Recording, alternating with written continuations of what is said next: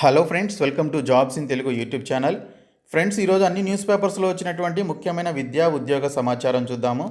Friends, నేను పెడుతున్నటువంటి ఎఫర్ట్స్కి మీరు ఒక చిన్న లైక్ చేసి సపోర్ట్ చేయండి ప్రతి ఒక్కరు కూడా. అలాగే మన ఛానల్ని ఫస్ట్ టైం విజిట్ చేసిన వాళ్ళు ఉంటే ఖచ్చితంగా రెడ్ కలర్ సబ్స్క్రైబ్ బటన్పై క్లిక్ చేసి దాని పక్కనే వచ్చే బెల్ సింబల్ని యాక్టివేట్ చేసుకోండి. ఫ్రెండ్స్, నేను 2 డేస్ బ్యాక్ నాబార్డ్ నుంచి వచ్చినటువంటి 162 పోస్టులకి సంబంధించి షార్ట్ అడ్వర్టైజ్మెంట్ గురించి వీడియో అయితే చేశాను.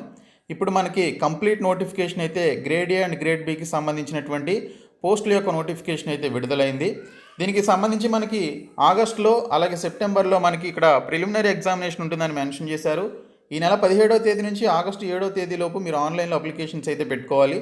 కంప్లీట్ నోటిఫికేషన్లో మనకి 162 పోస్టులకి సంబంధించి మనకి యొక్క నోటిఫికేషన్కి సంబంధించినటువంటి డీటెయిల్స్, ఆ పర్టికులర్ డిపార్ట్మెంట్స్కి సంబంధించినటువంటి డీటెయిల్స్ అన్నీ కూడా ఇక్కడైతే మెన్షన్ చేశారు. ఏదైనా డిగ్రీతో పాటు ఇతర డిగ్రీ క్వాలిఫికేషన్స్ ఉన్నటువంటి వారు కూడా అప్లికేషన్స్ అయితే పెట్టుకోవచ్చు. ఈ నోటిఫికేషన్లో మనకి క్లియర్ కట్ డీటెయిల్స్ అయితే ఇవ్వడం జరిగింది. జస్ట్ 50% ఆఫ్ మార్క్స్ లేదా 60% ఆఫ్ మార్క్స్ ఉన్నటువంటి వారు ఈ పోస్టులకు అప్లై చేయొచ్చు అని చెప్పేసి ఇక్కడైతే మెన్షన్ చేశారు. సో ఈ నోటిఫికేషన్ పీడిఎఫ్ని నేను మీకు డిస్క్రిప్షన్లో అయితే ప్రొవైడ్ చేస్తాను. ప్రతి ఒక్కరు కూడా డౌన్లోడ్ చేసుకొని ఈ పోస్టులకి సంబంధించి అప్లికేషన్స్ అయితే పెట్టుకోండి. ఇంకా న్యూస్ పేపర్స్లో వచ్చినటువంటి అప్డేట్స్ చూసుకున్నట్లయితే 6 కొత్త రెవెన్యూ డివిజన్లకు 138 పోస్టులకి సంబంధించి అనుమతి ఇస్తూ ప్రభుత్వం ఉత్తర్వులు అయితే జారీ చేయడం జరిగింది. రెవెన్యూ శాఖలో 138 పోస్టులకి సంబంధించి ఉత్తర్వులు అయితే జారీ చేశారు. నూతనంగా ఏర్పాటైనటువంటి 6 రెవెన్యూ డివిజన్లకు అదనంగా 138 కొత్త పోస్టులను క్రియేట్ చేస్తూ ప్రభుత్వం శనివారం ఉత్తర్వులు జారీ చేసింది. ఈ పోస్టులు పూర్తిగా CCLA పర్యవేక్షణలో కొనసాగనున్నాయని చెప్పేసి పేర్కొంది. తాజాగా రాష్ట్రంలో వరంగల్ రూరల్ జిల్లాలో, పరకాల, నాగర్ కర్నూల్ జిల్లాలో, అలాగే కొల్లాపూర్, ఇంకా జగిత్యాల జిల్లాలో కోరుట్ల, సూర్యాపేట జిల్లాలో హుజూర్ నగర్, ఇంకా రాజన్న సిరిసిల్ల జిల్లాలో వేములవాడ, సంగారెడ్డి జిల్లాలో ఆందోల్, ఇంకా జోగిపేట రెవెన్యూ జిల్లాలను ప్రభుత్వం కొత్తగా ఏర్పాటు చేసింది.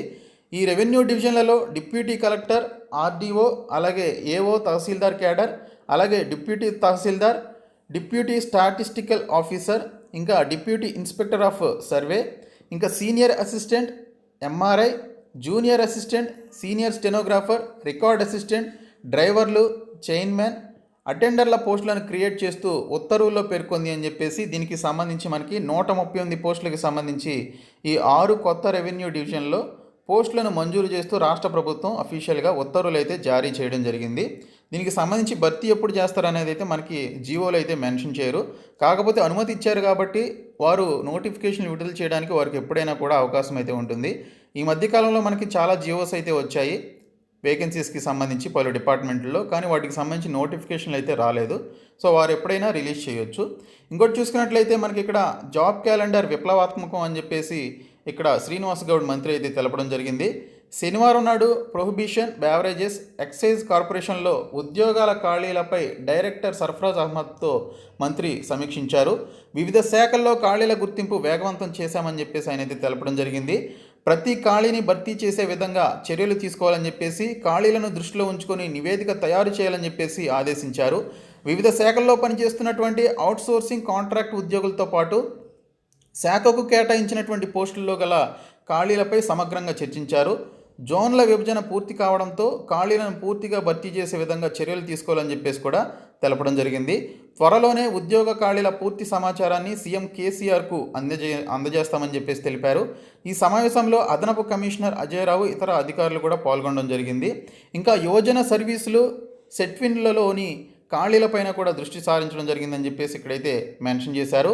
రాష్ట్ర యువజన సర్వీసులు, సెట్విన్, CS, TSకి సంబంధించిన STEP, NCC ఖాళీలలో ఉన్నటువంటి ఉద్యోగాలకు సంబంధించినటువంటి ఖాళీలపై శాఖ ముఖ్య కార్యదర్శి దీనికి సంబంధించి మంత్రితో సమీక్షించడం జరిగిందని చెప్పేసి కూడా ఇక్కడైతే మెన్షన్ చేశారు. ప్రభుత్వ ఉద్యోగాల భర్తీకి జాబ్ క్యాలెండర్ రూపొందించాలనేటువంటి సీఎం కేసీఆర్ నిర్ణయం చరిత్రాత్మకం అని చెప్పేసి కూడా మంత్రి అయితే వ్యాఖ్యానించడం జరిగింది.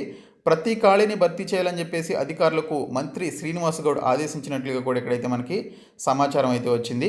ఇంకోటి చూసుకున్నట్లయితే పోలీసు శాఖలో ఖాళీల గుర్తింపుకు కసరత్తు ముమ్మరం చేసినట్లు ఇక్కడైతే మనకి ఈనాడు న్యూస్ పేపర్లో అప్డేట్ రావడం జరిగింది. పోలీసు, జైళ్లు, అగ్నిమాపక శాఖల వారీగా దృష్టి సారించడం జరిగింది.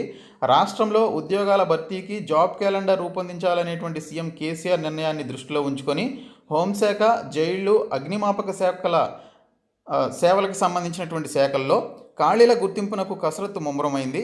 వీటి పరిధిలోని ఖాళీలతో కూడినటువంటి సమగ్ర నివేదికల్ని రూపొందించాలని చెప్పేసి ఆ శాఖల మంత్రి మహమూద్ అలీ ఇటీవల సంబంధిత ఉన్నతాధికారుల్ని ఆదేశించారు.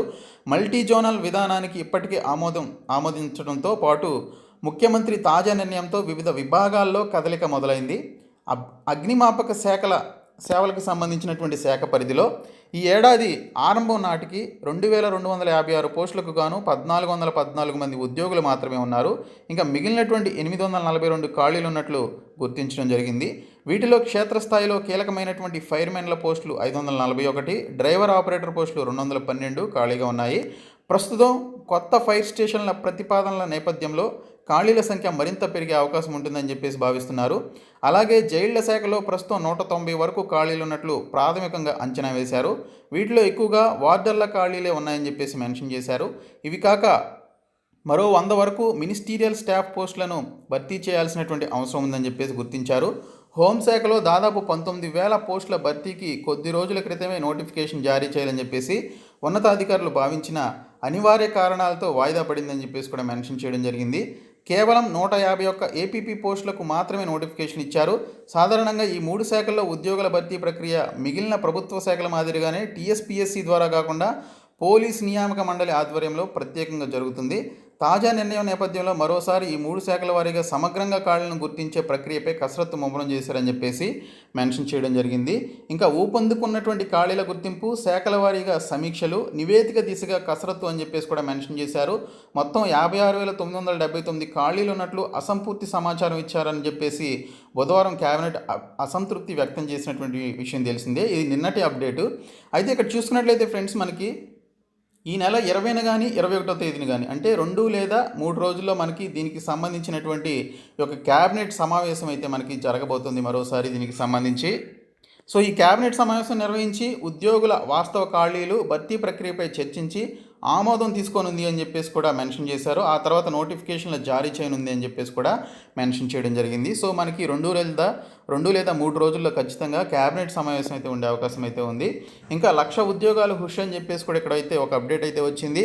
ఇక్కడ చూసుకున్నట్లయితే పీఆర్సీ ప్రకారం ఖాళీలు 1.91 లక్షలు అయితే సిఎస్ నివేదిక ఓన్లీ 56,000 మాత్రమే అని చెప్పేసి మెన్షన్ చేశారు. స్కూల్ ఎడ్యుకేషన్లో పీఆర్సీ ప్రకారం 23,798 ఖాళీలు ఉన్నాయి. పోలీస్ శాఖలో 37,000 పోస్టులు, వైద్య ఆరోగ్య శాఖలో 30,000 పోస్టులు, ఇంకా రెవెన్యూ శాఖలో 7,961 పోస్టులు, పంచాయతీరాజ్ శాఖలో 12,000 పోస్టులు ఉన్నట్లు ఇక్కడైతే వారు మెన్షన్ చేయడం జరిగింది. ఇంకా సిఎస్ చీఫ్ సెక్రటేరియట్ నివేదిక ప్రకారం 56,979 పోస్టులే అని చెప్పేసి ఇక్కడైతే మెన్షన్ చేశారు. శాఖల వారి ఖాళీలు ఇవన్నీ అని చెప్పేసి ఇక్కడైతే మనకి మరొకసారి ఇక్కడ ప్రింట్ చేయడం జరిగింది. ఇంకా కేరళలో ఉన్నటువంటి సెంట్రల్ గవర్నమెంట్కి సంబంధించినటువంటి కోయిర్ బోర్డులో మనకి సూక్ష్మ, చిన్న, మధ్య తరహా పరిశ్రమలకి సంబంధించినటువంటి ఈ యొక్క కొచ్చిన్లోని కోయిర్ బోర్డుకి సంబంధించి ఖాళీల భర్తీకి నోటిఫికేషన్ విడుదలైంది. ఇందులో మనకి యూడీసీ పోస్టులు, junior stenographer, mechanic, Hindi typist, lower division clerk, training assistant, అలాగే senior scientific officer, scientific assistant, showroom manager అసిస్టెంట్కి సంబంధించి పోస్టులు అయితే ఉన్నాయి. ఇక్కడ పోస్టులను అనుసరించి 10వ తరగతి, ఐటీఐ సంబంధిత సబ్జెక్టులో బ్యాచిలర్స్ డిగ్రీ, ఇంకా ఇంజనీరింగ్ డిగ్రీ ఉత్తీర్ణత కలిగినటువంటి వారు ఈ పోస్టులకి అయితే అప్లై చేసుకోవచ్చు. పోస్టులను బట్టి 25 ఏండ్ల నుంచి 40 ఏండ్ల మధ్య దీనికి సంబంధించి ఏజ్ లిమిట్ అయితే ఇవ్వడం జరిగింది. రాత పరీక్ష ద్వారా దీనికి సంబంధించి రిక్రూట్మెంట్ అయితే ఉంటుంది.